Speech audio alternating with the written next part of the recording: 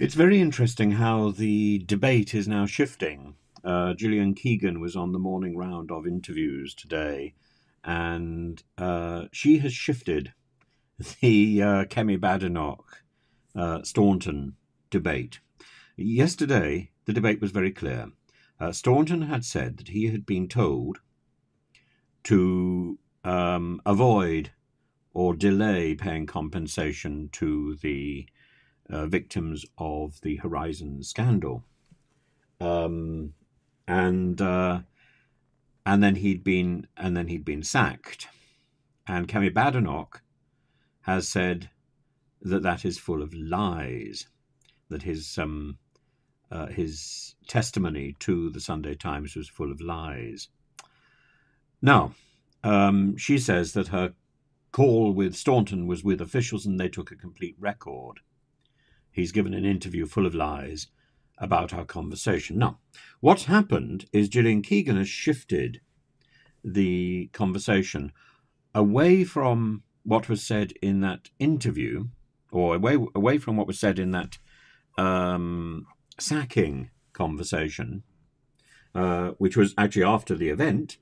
Staunton said that he learnt about the fact that he was sacked by seeing that in the media. He only then telephoned the Secretary of State to find out what was going on.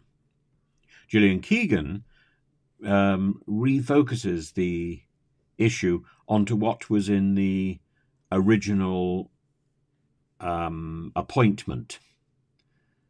So when they made the appointment with Staunton, he was told what he should be doing.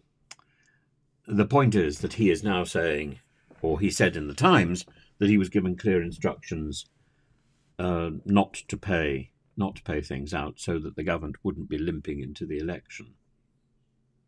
It's an extraordinary statement, and a statement which is so precise, it's very difficult to know how he could have come up with it, how he could have concocted it or misunderstood. And the Gillian Keegan approach is to look at an entirely different issue, the terms of his appointment, which actually he doesn't reference in the Sunday Times article. But Kemi Badenoch does, and so I think it will be very interesting to see whether Kemi Badenoch actually releases the details of her sacking conversation, or simply repeats the the thing which has been released by the Department for Business and Trade today, or it was released on February the 18th, which is about what they want him to do originally when he was appointed. Congratulations on your appointment as chair of Post Office Limited. It is a unique opportunity to make a nationally significant contribution, and you take up your role at an important juncture in the company's transformation journey. This is not really relevant. Each year, I write to the chair to set out the key strategic priorities, blah, blah, blah. And this is written by a person called Sarah Munby. I've attached my letter to Tim. No, it's very nice to be recognised. Tim Parker, I think, is the person, the outgoing chair. So much furniture in this conversation. I am aware that POL, I don't know what POL is, Post Office Limited. Why do you have an acronym if you've got such a short letter? Under Tim's stewardship, has already made considerable efforts in addressing these priorities.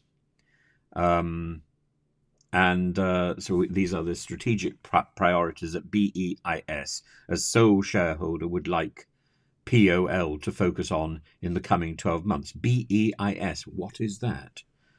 Presumably it's Parliament.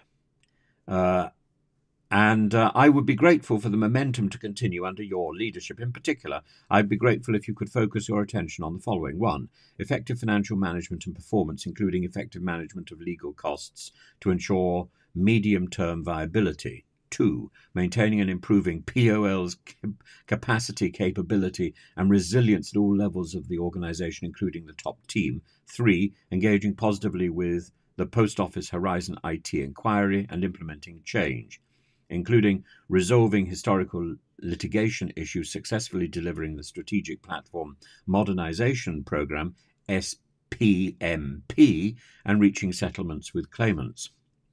I would be pleased to talk you through these priorities and the importance that we place on them as the shareholder. Finally, Tim Parker wrote to me on POL's work to transform the cultural and process aspects in response to the inquiry shortly before his departure. That is not English. I will write to you on this matter separately.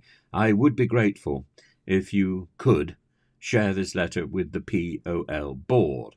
I look forward to forging a close working relationship with you. My office will be in touch to arrange a meeting soon. Yours sincerely, Sarah Munby.